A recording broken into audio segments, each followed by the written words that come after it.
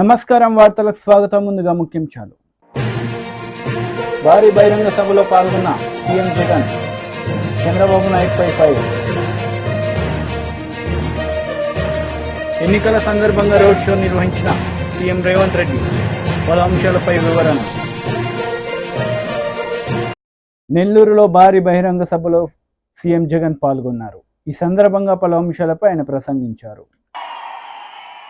175 assembly స్థానాలుంటే అందులో ఏకంగా 7 స్థానాలు మైనారిటీలకు ఇచ్చి ఈరోజు వారికి రాజకీయ రిజర్వేషన్ కూడా కల్పించిన పార్టీ ఈ వైఎస్ఆర్ కాంగ్రెస్ పార్టీ అని తెలియజేస్తా ఉన్నా. ఈ విషయాలన్నీ కూడా ఎందుకు చెప్తా ఉన్నానో తెలుసా? ఈరోజు కేవలం ఒక్కటి చెప్పడానికి మీ బిడ్డ కులం చూడలేదు, మీ బిడ్డ మతం చూడలేదు, మీ బిడ్డ రాజకీయాలు చూడలేదు, మీ బిడ్డ ఏ పార్టీకి ఓటేశారని కూడా చూడలేదు. మీ బిడ్డ చూసిందల్లా పేదవాడిని పేదవాడిగా చూశాడు.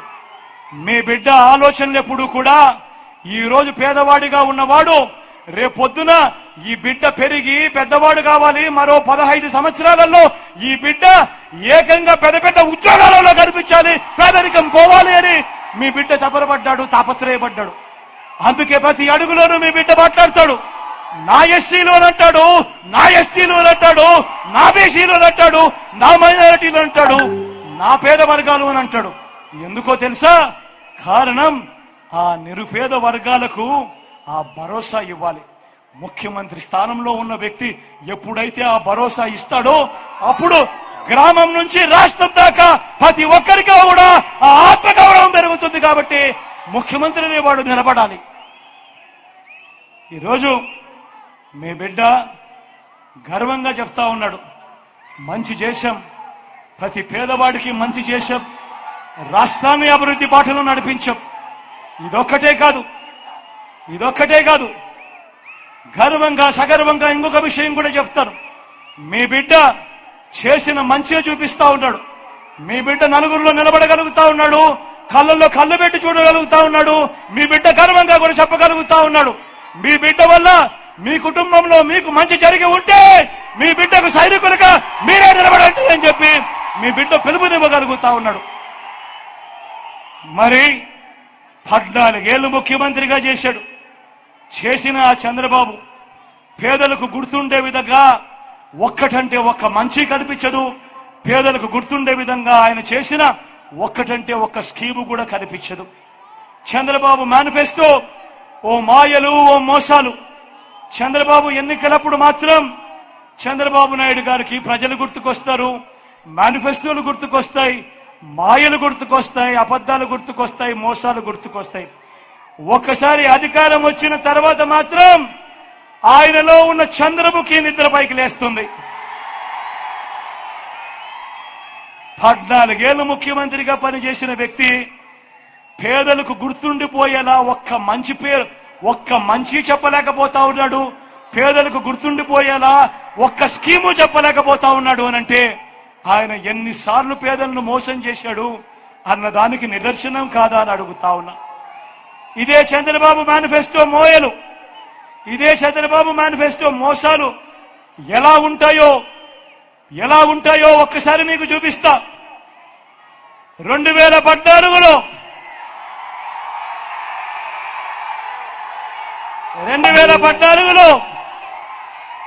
ఇదే పెద్ద మనిషి చంద్రబాబు నాయుడు గారు స్వయంగా సంతకం పెట్టి కింద సంతకం కూడా కనిపిస్తా ఉంది చూడండి. సంతకం పెట్టి ఇదే కూటమిలో ఇదే ముగ్గురు ఈ పాంఫ్లెట్ మీ ప్రతి ఇంటికి పంపించాడు. 2014లో ముఖ్యమైన హామీలు అని అంటూ మేనిఫెస్టోలో పెట్టడమే కాకుండా ఈ పాంఫ్లెట్ ను ముఖ్యమైన హామీలు అని అంటూ ఆయన సంతకం పెట్టి ఈ ముగ్గురు ఫోటోలతో మీ ప్రతి ఇంటికి పంపించాడు ఈ పెద్ద మనిషి చంద్రబాబు. ఆ తర్వాత ప్రజలు నమ్మి ఈయనని ఎన్నుకున్నాక 2014 నుంచి 2019 ఈయన ముఖ్యమంత్రిగా పరిపాలన చేశాడు.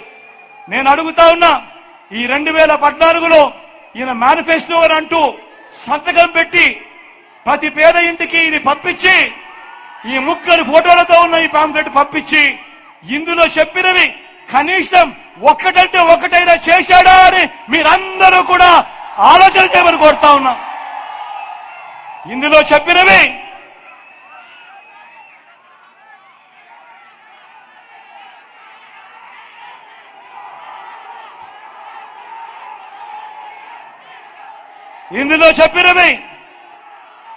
రైతు రుణమాఫీపై మొదటి సంతకం చేస్తానన్నాడు ఈ పెద్ద మనిషి చంద్రబాబు. నేను అడుగుతా ఉన్నా, 87,612 కోట్ల రూపాయలు రైతుల రుణమాఫీ జరిగిందా అని అడుగుతా ఉన్నాడు మీ బిడ్డ. రెండు చేతులు పైకెత్తాలి. ఇలా ఇలా ఇలా ఇలా ఇలా ఇలా ఇలా ఇలా ఇలా ఇలా ఇలా ఇలా ఇలా ఇలా ఇలా.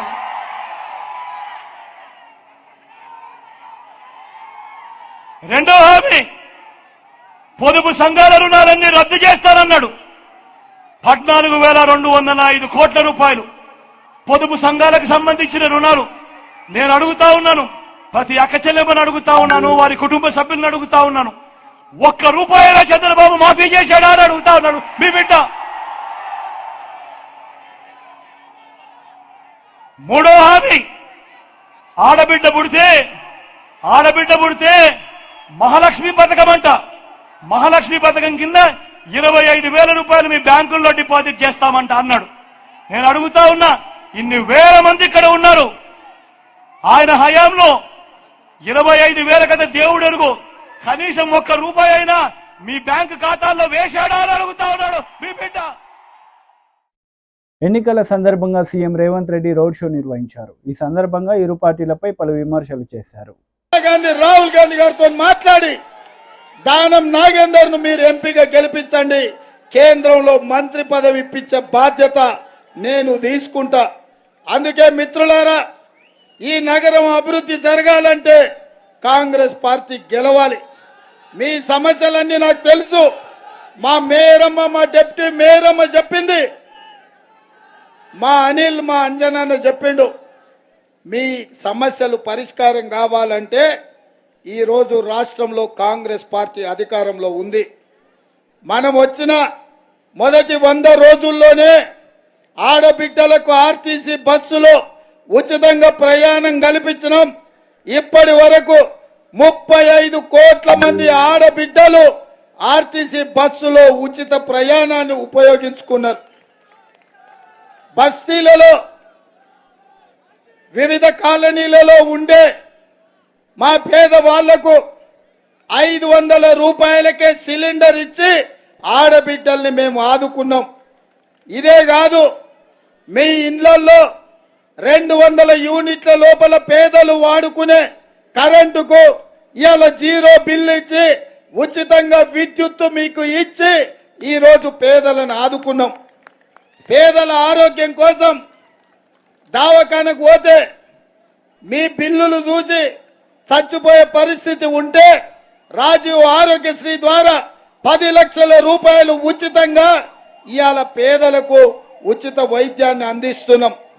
ఇదే కాదు, ఇందిరమ్మ ఇండ్లు ఆనాడు రాజీవ్ స్వగృహ పేరు మీద మీ పేదలందరికీ ఇండ్లు ఇచ్చిన చరిత్ర కాంగ్రెస్ పార్టీ. ఈ 10 ఏళ్లు చంద్రశేఖరరావు డబుల్ బెడ్రూమ్ ఇండ్లు కట్టిస్తా అని మిమ్మల్ని దగా చేసిండు. అందుకే ఇప్పుడు 4,50,000 ఇండ్లు 22,500 కోట్లతోటి ప్రతి పేదవాడికి ఇందిరమ్మ ఇల్లు ఇవ్వాలని ఇవాళ మన ప్రభుత్వం నిర్ణయం తీసుకున్నది. 5 లక్షల రూపాయలు ఇందిరమ్మ ఇల్లు కట్టుకోవడానికి ఉచితంగా ఇవాళ పేదలకు ఇస్తున్నాం. 3 నెలల్లో 30,000 ప్రభుత్వ ఉద్యోగాలు ఇచ్చి నిరుద్యోగ యువకులను ఆదుకున్నాం. టీడీపీ పోలిట్ బ్యూరో సభ్యులు వర్ల రామయ్య మీడియా సమావేశం నిర్వహించారు. ఈ సందర్భంగా సీఎం జగన్ పై ఆయన మండిపడ్డారు. మండుటెండలో వాళ్ళు నిలబడి ఇబ్బందులు పడుతుంటే, మండుటెండకు స్మృతప్పి పడిపోతుంటే, మండుటెండకు సమస్యల్ని పడిపోతుంటే ఆనందపడుతున్నావు జగన్మోహన్ రెడ్డి గారు. ఇది ఎక్కడి విపరీత మనస్తత్వం ఇది? ఎంత చపల చుత్తలా మీరు? ఇంతటి విపరీత మనస్తత్వం ఇది? నేను అడుగుతున్నా, ఈ రోజున మీకు నిజంగా ఈ వృద్ధుల పట్ల లక్ష్యమే ఉంటే మీరు చెబితే అతను చీఫ్ సెక్రటరీ చేయడండి. మీరేం చేస్తారో నాకు తెలీదు. వాళ్ళ ఇళ్ళ దగ్గరే మీరు పెన్షన్లు ఇవ్వండి అని మీరు చెబితే చేయడాయన? ఇంత ముందు పట్టుకుని కూర్చుంటాడైనా? నేను పాలిటిక్స్ మాట్లాడలా. నేను పాలిటిక్స్ చెప్పాలనేది నా ఉద్దేశం కాదు. మానవత్వం గురించి మాట్లాడుతున్నా. మానవత్వ రహిత మనిషి మీరు. మానవత్వం ఏ కోశాన లేని ఒక జీవోత్సవం లాంటి వ్యక్తి మీరని నేనంట. సమాధానం చెప్పగలరా జగన్మోహన్ రెడ్డి గారు? తెలుగుదేశం పార్టీ తరఫున మేము మాట్లాడటంలా, ఆ వృద్ధులు, ఆ పెన్షన్దారుల తరఫున, నా జాతి వాళ్ళు, నా కులం వాళ్ళు, నా మతం వాళ్ళు, నా వర్గాలకు చెందిన వాళ్ళు అక్కడ ఇబ్బందులు పడుతుంటే మనస్సు ఆగక ఆక్రందనతో నేను మాట్లాడుతున్నా. జగన్మోహన్ రెడ్డి గారు, మీరు అనుకుంటే ఇంటి దగ్గర పెన్షన్లు ఇవ్వటం జరిగేది కాదా అని చెప్పి నేను అడుగుతున్నా. మీరు అంత అసమర్థపు ముఖ్యమంత్రి? మీరు అంత పనికిరాని ముఖ్యమంత్రి? మీరు అంత చెత్త ముఖ్యమంత్రి? మీరు ఎందుకు అంత భీష్మించి కూర్చున్నాడు జవహర్ రెడ్డి గారు? మీ ఇద్దరు కలిసి చేసిన కుట్రలో భాగం కదా ఈ ఇబ్బందులు. అదే జవహర్ రెడ్డి గారిని నేను అడుగుతున్న, మానవత్వం ఉందా అసలు మీకు? మీకు మానవత్వం ఉంటే మీరు చెప్తే గుండె మీద చేసుకొని చెప్పండి. మీరు ఇప్పించలేరా? ఇంటింటికి ఇప్పించలేరా? దొంగ సాకులు, కుంటి సాకులు చెప్పి వల్ల ఉసురు తీసుకుంటారా జవహర్ రెడ్డి గారు? ఆయనకి రాజకీయ లబ్ధి చేకూర్చడం కోసం కాదా మీ తపన, మీ ఆరాటం, మీ ఆవేదన, మొత్తం ఎవ్రీథింగ్ ఆయనకి రాజకీయంగా లబ్ధి చేకూర్చడం కోసం. వీళ్ళు ఏమైపోయిన పర్లా, ఈ 69 లక్షల మంది చచ్చిపోయిన పర్లా జగన్మోహన్ రెడ్డికి లాభం చేకూర్తే చాలు అన్న ఆలోచన మీది కాదా? మనం బాధతోనే మాట్లాడుతున్నా, ఆవేదనతోనే మాట్లాడుతున్నా. మీ రాజకీయ చదరంగంలో రాజకీయ లబ్ధి కోసం అంత సీనియర్ ఐఏఎస్ ఆఫీసర్గా మీరు చేయలేరా? మీరు పెన్షన్ ఇంటి దగ్గర ఇప్పించలేరా? ఆ టీచర్స్ని ఉపయోగించలేరా ఒక 2-3 డేస్? మీ సచివాలయం స్టాఫ్ని, గ్రామ సచివాలయ స్టాఫ్ని ఉపయోగించలేరా? అంగన్వాడీ టీచర్స్ని ఉపయోగించలేరా? వీళ్ళందరినీ ఉపయోగించి ఆ పెన్షన్లు ఇప్పించలేరా? You can do it, but you have not done it. మీరు చేయగలరు మీరు, కానీ కావాలని చేయలేదు, దురుద్దేశంతో చేయలేదు, దుష్ట ఆలోచనతో చేయలేరు మీరు. వాళ్ళు ఇబ్బంది పడాలా, తద్వారా జగన్మోహన్ రెడ్డికి మేలు జరగాల. వీళ్ళు ఏమైపోయినా పర్లా, వీళ్ళు చచ్చినా పర్లేదు, మా జగన్మోహన్ రెడ్డికి మేలు జరగాల. చంద్రబాబు గారు అడ్డుపడ్డారు, రమేష్ కుమార్ గారు అడ్డుపడ్డారు, మీకు ఇబ్బందులు వచ్చినాయి, నాకు ఓట్లు వేయండి. అదే కదా మీ దుర్మార్గపు ఆలోచన జవహర్ రెడ్డి గారు. రమేష్ కుమార్ అడ్డుపడ్డారు, అడ్డుపడమన్నారు చంద్రబాబు గారు, మీరు వాళ్ళకు ఓట్లు లేదు, మా జగన్మోహన్ రెడ్డి గారికి ఓట్లు వేయండి. ఇదే కదా మీ తపన. ఇందుకోసమే కదా అంతమంది ఉసురు కొట్టుకుంటున్నాడు మీరు. ఏమి జగన్మోహన్ రెడ్డి గారు ఎంత గొప్ప చెబుతాండి, ఆ చంద్రబాబు గారు వల్లే మీరంతా చచ్చిపోయారంట. చంద్రబాబు గారు కాదు, నేను చెబుతున్నా. ఆ బిడ్డల పక్షం వహించేవాడు, ఆ వృద్ధుల పక్షం వహించేవాడుగా నేను చెబుతున్నా. You are responsible for the deaths as chief minister. మీ రాజకీయ కక్ష కోసం, మీ రాజకీయ లబ్ధి కోసం. ఏపీ ప్రభుత్వ సలహాదారు సజ్జల రామకృష్ణారెడ్డి మీడియా సమావేశం నిర్వహించారు. ఈ సందర్భంగా పలు అంశాలపై ఆయన మాట్లాడారు. ఇప్పటికీ నిజాలు దానివి గందరగోళంలో ఇచ్చేసేసి సాదా బైనామా అనే దాని పేరుతో పేపర్ మీద క్రియేట్ చేయడము, దాన్ని బేస్ చేసుకుని ల్యాండ్ మీద పడగా ఇప్పడం, కబ్జా చేయడం. ఇది జరిగింది ఎవరి హయాంలో? చంద్రబాబు నాయుడు హయాంలో కాదు. అంత అడ్డగోలుగా దేశంలో ఎక్కడన్నా జరిగిందా? అది కావాలని వాళ్ళ కోరిక. మళ్ళీ ఆ అరాచకం కావాలి. ఇప్పుడు జగన్మోహన్ రెడ్డి గారు చేస్తున్న ప్రయత్నం ఏదైతే ఉందో దాంతో ఆ అరాచకానికి ఒక్కసారి కళ్ళెం పడుతుంది. అది ఇష్టం లేదు వాళ్ళకు. రామోజీరావు క్లాసిక్ ఎగ్జాంపుల్ ఎప్పుడు రిమైండ్ చేస్తుంటాను. వైజాగ్ లో రామోజీరావు లీజుకు తీసుకున్న స్థలం ఎవరో ఒక ఓనర్ దగ్గర తీసుకొని వర్మ అని ఎవరో అనేది ఈనాడు దీనికోసం ఆ స్థలం పక్కన రోడ్డుకు పోతే ఆ స్థలంలోంచి కాంపెన్సేషన్ 600 గజాలు ఎంతో వస్తాయి. అది ఎవరికి పోవాలి? మామూలుగా భూమి యజమానికి కదా. రామోజీరావు రాయించుకున్నాడు, తన పేరు మీద రాయించుకున్నాడు, తన పేరు మీద రాయించుకుని ప్రభుత్వం నుంచి తను తీసుకున్నాడు. అంటే ఇలాంటి విలువైన ఆస్తులు. అలాగే చంద్రబాబు నాయుడు 100 ఎకరాలు ఈ రోజు కూడా నెల్లూరు జిల్లా బాలాయపల్లి అంటారు. దాంట్లో అన్ని రకాల ఉన్నాయి, బినామీలు ఉన్నాయి, వాటిలోంచి మునర్చుకున్నాడు, రకరకాల పోయినాడు. ఆయన కబ్జాలు ఉన్నాయి. ఇంకా 1000 ఎకరాలు తెలియని ఉన్నాయి, ఎన్ని చోట్ల ఉన్నాయో అప్పట్లోనే వచ్చేది. ఏది ఇంకా కర్షక పరిషత్తుకున్నప్పుడే వచ్చేది ఆయన పేరు. ఆయనకు ల్యాండ్స్ లేకలేదు. ఇలాంటి అక్రమాలన్నిటికీ, బలవంతుల దౌర్జన్యానికి, కండబలం గాని ధనబలం గాని, ఈ రోజు ఏదైతే వీళ్ళ బ్యానర్ స్టోరీలు వస్తున్నాయో, ఏ రీజన్స్ చూపి వీళ్ళు ఆందోళన చెందుతున్నామంటున్నారు, ఇవన్నిటికీ చెక్ పెట్టడానికి, చెక్ పెట్టే సదుద్దేశంతో, మంచి లక్ష్యంతో జరుగుతున్న ప్రయత్నం. ఇది కూడా ఇంకా పూర్తి అయిపోయి ఇంప్లిమెంటేషన్కి రావడానికి ఇంకా టైం చాలా 3 ఏళ్ళు పడుతుంది. అప్పటిలోగా వస్తున్న ఏదైనా అభ్యంతరాలు ఉంటే తీసుకుంటారు, కోర్టులో కేసు ఉంది, అది తేలాల్సి ఉంటుంది, అపోహలుంటే తొలగించాలా, అన్నీ అయిపోయి ఒక single point of contact, single window system లాగా ఇది వస్తుంది. వీళ్ళు ఇప్పుడు ఈరోజు అంటున్నవన్నీ కూడా కబ్జా అవుతుంది, ఏదో అధికారులే డిసైడ్ చేస్తారు, అడ్డంగా పేర్లు రాసుకుంటారు, ఇవన్నీ ఇప్పుడు జరుగుతున్నాయి. ఎందుకంటే ఇప్పుడు ఒక డాక్యుమెంట్ అంటూ లేదు. రిజిస్ట్రేషన్ అనేది 2 వ్యక్తుల మధ్య. మనం ఇప్పుడు కూడా న్యూస్ పేపర్లలో, మీడియాలో మనమే చూస్తుంటాం. కలెక్టర్ ఆఫీస్ లో భాగం రిజిస్టర్ చేశారు, అమ్మేశారు, రిజిస్టర్ ఆఫీస్ లో చేసి ఇచ్చేశారు. ఎందుకంటే అన్ని అక్కడ ఉండవు. రిజిస్ట్రేషన్ ఆఫీస్ లో ఏం చేస్తారో, రిజిస్ట్రేషన్ దాని అక్కడున్న దీని ప్రకారం పే చేసి వాళ్ళకి ఇచ్చి 2 వ్యక్తుల మధ్య జరిగింది, ఎస్సీటీ వీళ్ళ మధ్య జరిగిందని స్టాంప్ వేసి ఇచ్చేది రిజిస్ట్రేషన్. ఇంకా ఆ తర్వాత ఒరిజినల్ కిందికి పోవాలంటే అడంగల్ ఎంట్రీ కావాలా, మ్యూటేషన్కి అప్లై చేస్తే 1Bలో జరగాల, మ్యూటేషన్ కావాలా. ఈ ప్రాసెస్ అంతా ఇంకో దగ్గర జరుగుతుంది. అక్కడ ఇప్పుడు డెడ్ లైన్ లేవా? వీళ్ళు రైజ్ చేసే పాయింట్స్ ఎట్లుంటాయంటే, ఇవన్నీ అధికారులు కదా ఇప్పుడు చేసేది.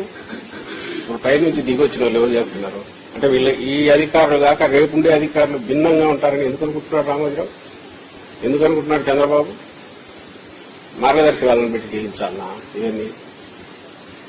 అసలు ఎక్కడ ఒక పరిధి దాటిన తర్వాత లిటిగేషన్ ఆల్వేస్ మళ్ళీ పైన కోర్టుకు పోవడానికి ప్రొవిజన్ ఉంది. ఇప్పుడున్న దాంట్లో, తయారైన దాంట్లో కూడా కొన్ని తయారు చేయడం ఏమన్నా ఇక్కడ ప్రభుత్వం కూర్చొని, మా పార్టీ ప్రభుత్వం, జగన్మోహన్ రెడ్డి గారి ప్రభుత్వం వచ్చినాక ఇక్కడెవరో రాశారా? వచ్చింది ఎప్పుడు 80s 90s నుంచి డిస్కషన్ లో ఉంది. ఆ తర్వాత 19లో నీతి ఆయోగ్ వచ్చిన తర్వాత షేర్ తీసుకున్నాక వాళ్ళు ప్రపోజ్ చేశారు. ఆ తర్వాత మనం టేకప్ చేశాక నల్సార్ యూనివర్సిటీ ఎక్స్పర్టీస్ యూజ్ చేసుకుని వాళ్ళకి అప్పచెప్పారు డ్రాఫ్ట్ చేయడానికి. ఆ తర్వాత ఇది ప్రపోజల్ సెంట్రల్ గవర్నమెంట్కి వెళ్ళాక అక్కడ 3-4 డిపార్ట్మెంట్ ఆఫ్ లా గాని, ఇంకా సైబర్ లాస్ వాళ్ళు గాని అందరూ రేటింగ్ చేసి ఆఖరికి ప్రెసిడెన్షియల్ కన్సెంట్, తర్వాత 3-4 సార్లు కొరీలు వచ్చి వెనక్కు ముందుకు వచ్చి అన్ని సూచనలు, సలహాలు తీసుకుని దేశంలోనే ఒక మార్గదర్శకంగా ఉండే రకంగా ఇది తయారయ్యి చట్టం వచ్చింది. కానీ ఇంప్లిమెంటేషన్ ఇంకా లేదు. చేయలేవు కూడా. మళ్ళీ యాజ్ ఇట్ ఈజ్ ఇంప్లిమెంట్ చేస్తే సేమ్ పేపర్ మీద వచ్చేదే వస్తుంది. ఇదే సమయంలో జగన్మోహన్ రెడ్డి గారు ఇక్కడ ఒక విప్లవాత్మకమైన ట్రాన్స్ఫార్మేషన్, ఒక సెటిల్ చేసేది, థింగ్స్ సెటిల్ చేయడానికి సమగ్ర సర్వే, రీసర్వే పెట్టారు. ఎప్పుడో 1907లో జరిగింది. 120 సంవత్సరాల క్రితం జరిగిన బ్రిటిష్ హయాంలో జరిగిన దాన్ని ఇప్పుడు తొలిసారి. ఇన్నాళ్ళు ఎన్ని కమతాలు విభజనాయో తెలియదు. ల్యాండ్ ఇక్కడ భూమి మీద ఒకటి ఉంటుంది, డాక్యుమెంట్ లో ఒకటి ఉంటుంది, గట్టు ఒక దగ్గర ఉంటుంది. డిస్ప్యూట్లు మీకు తెలుసా? సివిల్ కోర్ట్స్ లో ఇప్పుడు ఉన్న వాటిలో, పెండింగ్ లో ఉన్న వాటిలో 60%. టీడీపీ రాష్ట్ర అధికార ప్రతినిధి నీలేపాలెం విజయ్ కుమార్ మీడియా సమావేశం నిర్వహించారు. ఈ సందర్భంగా పలు అంశాలపై ఆయన మాట్లాడారు.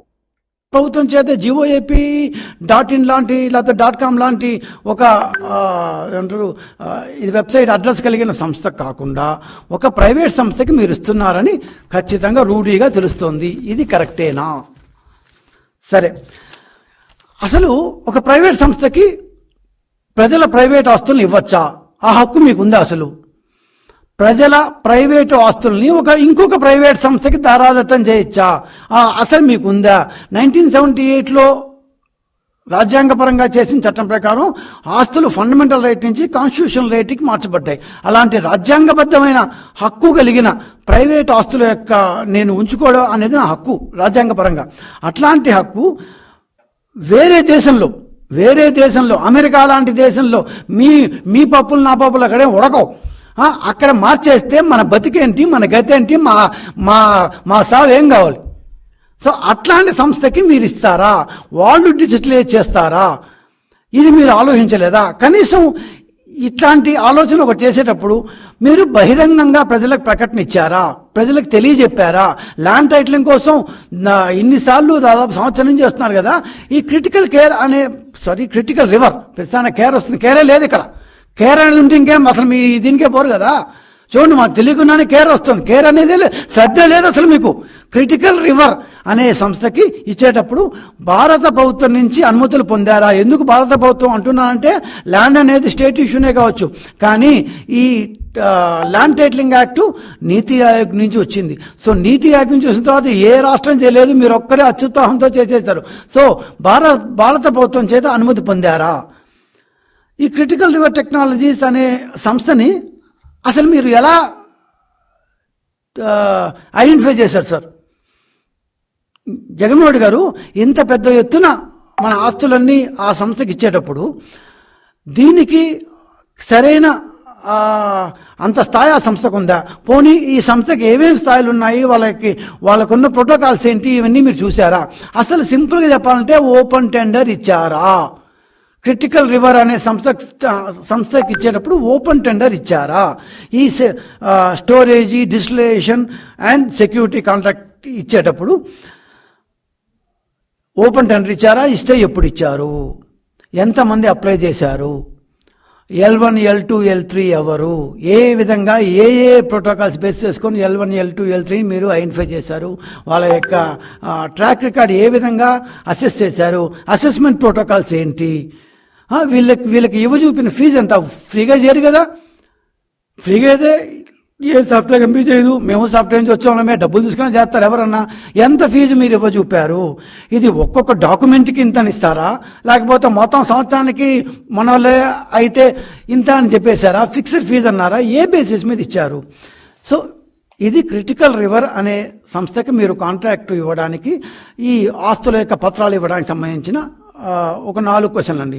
ఈ 4 క్వశ్చన్లకి మీరు జవాబు చెప్పకపోతే, కనీసం మీ యొక్క భూ పరిపాలనా శాఖ CCLA కావచ్చు, ఎవరన్నా కావచ్చు, ఈ 4 క్వశ్చన్లకు జవాబు చెప్పకపోతే, కనీసం ఒక రోజులో జవాబు చెప్పకపోతే ఖచ్చితంగా మీరు ఈ సంస్థకి కాంట్రాక్ట్ ఇచ్చినట్టుగానే మేము భావించాల్సి ఉంటుంది. ఎందుకంటే 4 రోజుల క్రితం ఈ క్రిటికల్ రివర్ అనే సంస్థకి ఇచ్చారు స్టోరేజ్ సంబంధించి అనే వార్తాపత్రికల్లో వచ్చింది. అది ఎవరి పెద్ద పట్టించుకోలేదో ఏమో, కానీ మేము దాని లోతుకు పోతే అసలు మన దేశం సంస్థే కాదు అని తెలిసింది. వార్తాపత్రికల్లో వచ్చినా కూడా మీరు పట్టించుకోలేదు. ప్రధాన ప్రతిపక్షంగా ఈరోజు మేము క్వశ్చన్ చేస్తున్నాం. ఆంధ్రప్రదేశ్లో ఉన్న ఆస్తుల పత్రాలన్నీ, ల్యాండ్ పత్రాలన్నీ, ఇంటి పత్రాలన్నీ. వార్తలు ముగించే ముందు ముఖ్యాంశాలు మరోసారి. భారీ బహిరంగ సభలో పాల్గొన్న సీఎం జగన్, చంద్రబాబు నాయుడుపై ఫైర్. ఎన్నికల సందర్భంగా రోడ్ షో నిర్వహించిన సీఎం రేవంత్ రెడ్డి, పలు అంశాలపై వివరణ. ఈ వార్తలు ఇంతటితో సమాప్తం. తిరిగి ప్రసారమయ్యే వార్తల్లో మళ్ళీ కలుద్దాం. అంతవరకు సెలవు. నమస్తే.